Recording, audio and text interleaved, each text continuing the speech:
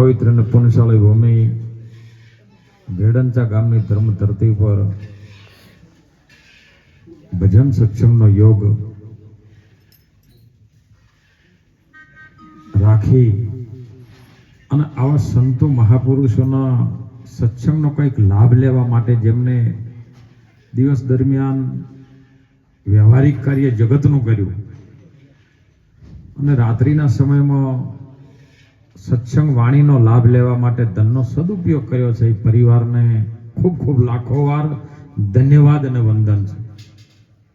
ધન કે મળ્યું ધર્મ ન કર્યું, શરીર ન મળ્યું કરી કોઈની સેવા, આંકણે ભુવન જો સંતોનો વધારે તો અશુભ ઠામ છે. એવા જેના ઘેર રૂપિયા ગણાય. હમણાં સાખીમાં સુંદર વાત આવી કે સુત ધારા ને લક્ષ્મી તો ઘરે ઘર પણ બધાના ઘેર રૂપિયા હોય ને અત્યારે કોઈ દુખી નહીં.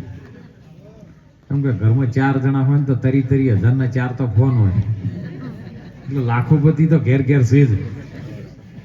શાકભાજી વેચવા વાળો હાલ લાખોપતિ છે, એટલે દુખી તો કોઈ છે.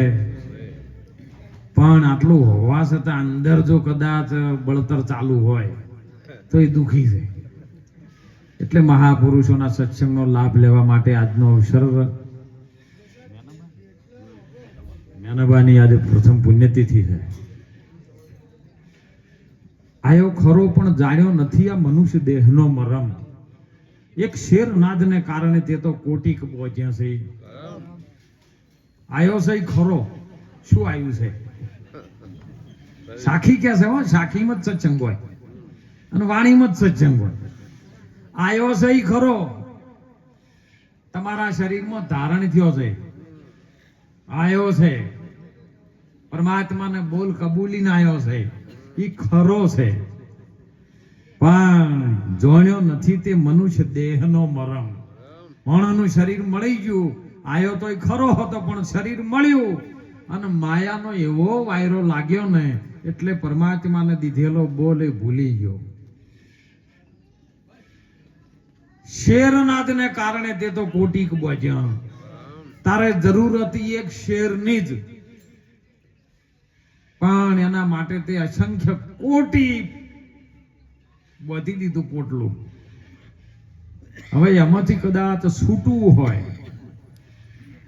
જેમ આપણે 1000 મણનું લાકડું હોય તો ડાયરેક્ટ ઉપાડવું હોય તો ઉપાડી ન શકો. પણ જો કદાચ એ લાકડું હોય ને પાણીમાં તરતું થાય મહારાજ, અને પછી આપણે પાણીમાં ડૂબકી મારીને અધર કરે તો 1000 મણનું હોય તો આપણે એકલા અધર કરી. કેમ? સહેલું થઈ ગયું. હાવ એમ ગુરુ મહારાજ આ સંસાર સાગરમાંથી તમને એવો ઉપદેશ કરે જેથી તમારે બધું હોવા છતાં તમારે બધું એમને વિધિસર ચાલુ જ રહે, કોઈ ચિંતા રહે એવું તમારું મન બનાવી દે. મનને ઈશ્વર જ બનાવી દે, બીજું કોઈ કરે નહીં. ઘટાડે નહીં, વધારે નહીં. હો, બધાને માટે બધું હરખું જ સમય. બહેનોમાં ભાઈઓમાં જે છે ને એકનું એક જ છે. કબીર સાહેબે કીધું, કબીર તો કુવા એક હે પનહારી અનેક, બર્તન તો સબ ન્યારે ભય પણ પાણી સબમાં. બધાની અંદર રહેવા વાળો કોઈ બ્રાહ્મણ કે કોઈ વાણિયા, કોઈ સૈયદ ને શેખ, પણ જ્ઞાનની દ્રષ્ટિએ જો આપણે ઓળખ તો આત્મા છે સૌમાં. બસ આ એકની ઓળખણ કરવાની છે ને આપણે આખા બજારમાં, ગામમાં, હગામાં, વાલામાં ઓળખાણ પડતા ફરસ. બોલો, ઓળખાણ કની કરવાની હતી? આપણી. કારણ આપણે બીજાને ઓળખાણો કરતા ફરસ. એટલે દુઃખના પોટલા આપણે જાતે બધ્યા છે અને જાતે બધેલો કોઈ દાડો છૂટે.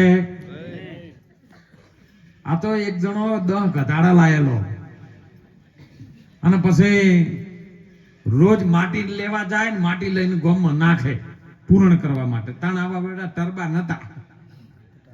પણ એક સમય એવો બન્યો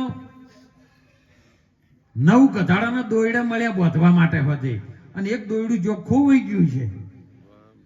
એટલે આર્યો ઉભો થયો, ગધાડાને હવે બોધવા જવાના પગે, પણ દોયડું એક ન મળ્યું. એટલે કે હવે શું કરવું? એમાં કોઈ તાજા અનુભવી સંત નીકળ્યા. એટલે શું થયું છે? ચમ આમ ફોફો મારે છે કે બાપુ કાલે મારે 10 દોયડા પડ્યા તો 10 ગધાડાને કમ્પ્લીટ બોધતો જ નહીં, પણ આજે એક દોયડું મળતું બાપુ કે એમાં શું ખાલી ખાલી અમુક કઈ નહીં, આ તો કાયમિક નું ટેવાઈ ગયેલું હોય. એ પેલે પગમાં આમ દોયડું આમ કરીને આમ નાખે એવો આમ ખાલી પ્રેક્ટિકલ કર્યું અને ગોઠ મારી અને નીકળી ગયો. ગધાડું એમને ઊભું થઈ રહ્યું, આખી રાત ઊભું થઈ રહ્યું. હવે હવારે પેલો કે ભાઈ એનો દીકરો ઊભો છે કે જાન ભાઈ ગધાડો લઈને માટી ભરવા, એટલે બધા છોડે ખરા પણ એક તો પેલું છૂટું હતું જ. પેલા નવના છોડે ફટાફટ હેડવા માંડે પણ પેલું એમને ઊભું થઈ રહ્યું નતું પહોંચ્યું. પેલો ધોકા ચોડે પણ પેલું હલે નહીં.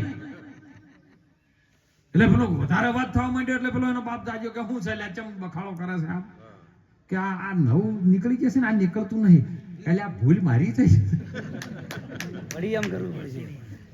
અને પ્રેક્ટિકલ કરવું પડશે તાણે મેળ આવશે. એટલે પેલે થોડી પાછો ગધાડા નજરમાં જઈને દોડ્યું એમ પ્રેક્ટિકલ બધા એમ છોડ્યું અને પછી એમ કરીને દોડ્યું પછી એટલે હાથે ને હાથે બંધાણું છે મન છે ગધાડા જેવું છે એમ કહું. બંધાઈ ગયું છે જાતે કોઈને બોધેલું પણ એમાંથી કદાચ મનથી બંધાઈ ગયું છે જાતે જાતે છૂટે એવું નથી. એટલે એમાં સદગુરુની જરૂર પડે છે.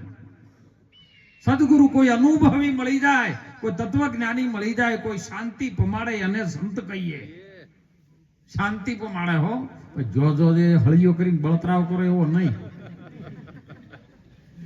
એવો કોઈ સદગુરુ મળી જાય આપણા હૃદયની અંદર શાંતિ થાય, એકબીજાને ભેળા કરે, પ્રેમ ભાવથી સાહેબ ભજન કરાવે, એને ગુરુ કરીએ. નહીતર મહાપુરુષો એમણે વાણીમાં સુંદર ન વાત કરી કે દુનિયા છે દો રંગી, હવે સોબત કની કરીએ. દિલમાં આપણે ડરી મરીએ છે પણ સોબત કની કરીએ. 5 દાડા પ્રેમ રાખીને પછી હે તાજા તાજા સેવક બન્યા હોય ને બાપુ બાપુ પછી પાછું એનું એ જ સેવકો તો સારું હોય સાહેબ. એમને તમને હું તો લાખો વાર વંદન કરું છું.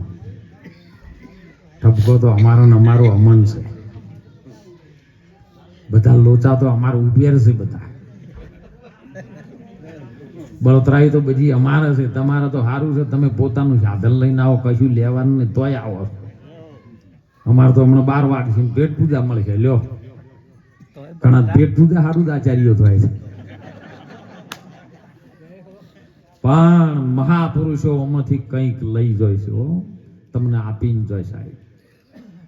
શું આપે? તમને એવી સદગુરુ મહારાજની શાન આપી દે ને જેથી આપણું જીવન બદલાઈ જાય સાહેબ. અને એટલા માટે મહાપુરુષો વારંવાર ટકોર કરી કરીને કહે છે હો કે મનખા જેવું ટોણું વાલીડા તમને ફરી ફરીને નહીં મળે. આ મળ્યું છે ને એવું કોઈ વિશ્વની અંદર ફરી પાછું આપણને મળવાનું નથી. એટલા માટે સાચું બોલો ને ભજન કરો. સદારામ બાપા આપણે એક જ વાક્યમાં કહેતા, એ થોડું કરજો પણ ઠીક કરજો સાહેબ. હું તો દરેકને વિનંતી કરું પરમાભાઈ કે તમને જો મન યોગ લાગે ને તમારું ઠરવાનું ઠેકાણું થાય ને એ ગુરુના ચરણે રહેજો, પણ હળિયું ના કરતા. આ ગુરુ હારો નહીં હોય ચમ જોશો આ બધું બળતરાઓ તમે અંદરથી મૂકી દેજો. જો જેનું ઠેકાણું પડે ને શાંતિ લાગે એ બધા જાજો. હું તો ના પાડું. હું તો બધા અમારા સેવકોને કહું છું કે તમને આ બધાની અંદર વિષ્ણુ મહારાજ દેખાવા જોવે, આવું તમને કહું છું. તમને કહું છું કે તમે તમારા સેવકોને આવું કહેજો સાહેબ કે બધાની અંદર તમને પરમાત્મા દેખાવો જોવે. ઓને ચમ છે ને ઓને ચમ છે એ બધી આપણે નિંદાઓ કરવાની નથી સાહેબ. તો જ આપણું ભજન પાકશે ને કે પાકશે નહીં. અને એટલા માટે મહાપુરુષો સંતો પ્રગટ આપણી ભારત ભૂમિની અંદર પ્રગટ થયા. રામ કૃષ્ણ રામદેવ પીર જેને સનાતન ધર્મનો એક એવો પાઠ આપણને જે કાઢી ગયા છે જેથી અંદર એ રસ્તે જો આપણે ચાલીએ ને તો રામાયણ એવું બતાવે છે કે ભાઈ ભાઈઓથી પ્રેમ રાખો, પ્રાણીઓથી પણ પ્રેમ રાખો. અજાતિ સાહેબ દલિત સમાજની જે ભીલ કન્યા સબરી, એક સમયનો ક્ષત્રિયનો દીકરો રામ જેના રાજની અંદર હોનાના ચંબર ઢળે અને ભીલની દીકરી જોડે સાહેબ પ્રેમથી એઠા બોર ખાય હે એને કઈ ગુરુ મહારાજની દ્રષ્ટિ મળી છે. અને ઈ ભાવ આપણી અંદર પ્રગટ થાય ને ત્યારે પરમાત્મા તમારી અંદર પ્રગટ થાય, બીજા કહેતી નહીં આવે. આવો ભાવ જેની અંદર થાય આ આપણને રામાયણ શીખવે, રામ શીખવે. અને કૃષ્ણજી એવું શીખવે છે, જોજો બે પોખડ જ છે, એક બાજુ મર્યાદા ને એક બાજુ વિવેક છે, અને એક બાજુ ભગવાન કૃષ્ણજી ગીતાની અંદર એવું કહે છે કે તમારા પરિવારમાં પણ કોઈ ધર્મનો વિરોધી પાકે ને તો એના હોમું પછી હમણાં મારા અજમલભાઈ વાણીમાં વાત કરી એટલે મારા ગજુરામ મહારાજને બેન ચર્ચા થઈ તરત કે ભક્તિ કરવી જેને રાખ થઈને, એટલે ગજુરામ મહારાજને કીધું લે રોક ભક્તિ કરી કે ખરા, ભક્તિ કરે કોઈ શૂરમો શૂરવીર હોય ભક્તિ કરી શકે, રોક ભક્તિ જ ન કરી શકે, પણ ગંગા સતી પણ કઈ ખોટું નહીં હોય. હે ધર્મ વાતા છે સાહેબ, એને અનુભવ કરીને બોલ્યો ભક્તિ કરવી જેને રાખ થઈને રહેવું, મેલવું અંતરથી અભિમાન. જો આની અંદર જવાબ આલ્યો છે, પણ રાખ કની આગળ ખબર છે, કોક જ્ઞાની પુરુષ આગળ આપણે રાખ થઈ જવું, પણ હોમો જો અજ્ઞાની આવે ને એ પછી એને જે ભાષામાં સમજતો એ ભાષામાં સમજાવવાનું. હું તો બધાને છૂટાલું કે કદાચ કૃષ્ણ એવું કે છે કે અર્જુન આની અંદર તારે હથિયાર રજ ઉઠાવવાની જરૂર છે, એક તારો લઈને મંજીરા કૂટવાની જરૂર નથી. હડકાઈ કૂતરું વાહે પડ્યું હોય કશું હાથમાં ના શું કરો તમે, હે પછી એમ કહો કે વર હું બે ભજન બોલું તો પાછા વળો ના, એ તો બે ઈટો લેવી પડશે તમારે. ખૂબ જાગજો સાહેબ, ચેતન વાળા ચેતીને હાલજો, ચેતી જાગ્યો હે ચેતીને હાલશો તો પાર લગી જાશો, ચેતન વાળા ઓમાંથી કઈક ચેતીને હાલજો, ચેતી જાજો સાહેબ. સમય મળ્યો છે આપણને, એ જ કૃષ્ણ કહે છે કે શંખ ઉઠાવવાની જરૂર છે, શંખનાદ થાય ડગલે ને પગલે તમારી યુદ્ધના મેદાનમાં 100 ને. મહાભારત પતી જેવું નથી, હર કોઈ ખોપરીમાં મહાભારત હાલ ચાલી રહ્યું છે, અને એટલા માટે ગુરુ મહારાજ આપણને તન મન ધન પાછું આપે પણ મસ્તક પાછું આપતા, કારણ કે બધું યુદ્ધનો કચરો ભર્યો છે ને આની અંદર ભરેલો છે, અને ઈ જો કદાચ ગુરુ મહારાજને આપી દે, સમર્પિત કરી દે, હો અર્પણ નહીં, અર્પણ એટલે અડધું આલો ને અડધું રે એમનો અર્પણ, પણ સમર્પણ આપો ને એટલે બધું જતું રહે, તમે એકલા જ રહો. અને તમે એકલા રહો એટલે ઝઘડો કના જોડી કરો કોઈ લ્યો હે. બસ આ વાત આપણને ગુરુ મહારાજ સમજાવે છે, અને ગુરુની વાત લક્ષમાં આવે, અને લક્ષમાં આયા પછી સુરતારૂપી ધાગો જેની અંદર મનના મણકામાં જો પરોવાઈ જાય કરશનભાઈ, તો તમારું ભજન પાકે પાકે ને પાકે સાહેબ. આજે સંખ્યા વર્ષો થઈ ગયા, સંખ્યા યુગ થઈ ગયા, હે કરોડો સનાતન ધર્મને એવી કોઈ ડેટ નથી કે આજે સનાતન પ્રગટ થયો અને આજે પૂરો થયો. દરેક સંપ્રદાયની અંદર વંદન છે સાહેબ, દરેક કોઈ પણ સ્વામિનારાયણ હોય, યોગેશ્વર હોય, કબીર હોય, સાહેબ હોય, દરેકને વંદન છે. જેમ જેમ સમય આવે એમ પરિવર્તન થાય, પણ અત્યારે આપણે ભૂતકાળનું વાગોળીને બેસશે તો મેળ આવવાનો નથી. હાલ તમે કોર્ટના કોઈ કેસમાં ફસાઈ રહ્યા છો ને, તો એમાંથી કદાચ છૂટવું છે ને તો હાલનો કોઈ કાળો કોટ પહેરીને વકીલાત ભણેલો છે એની પાસે જાહો તો છૂટજો, ના કે પછી વકીલ હારો કેસ લડતો હોય પણ એ મરી ગયો હોય પણ મોટો ફોટો એનો હોય, હવે એ જઈને ફી ચૂકવો તો એ ફોટા વાળો છોડાવે આપણને. એટલે હાલની વર્તમાનની વાત છે. મીરાબાઈ હતા તાણે હતા, નરસિંહ મહેતા હતા તાણે હતા, સદારામ બાપા હતા તાણે હતા, પણ હાલમાં જે આ છે પ્રગટ એ છોડાવશે.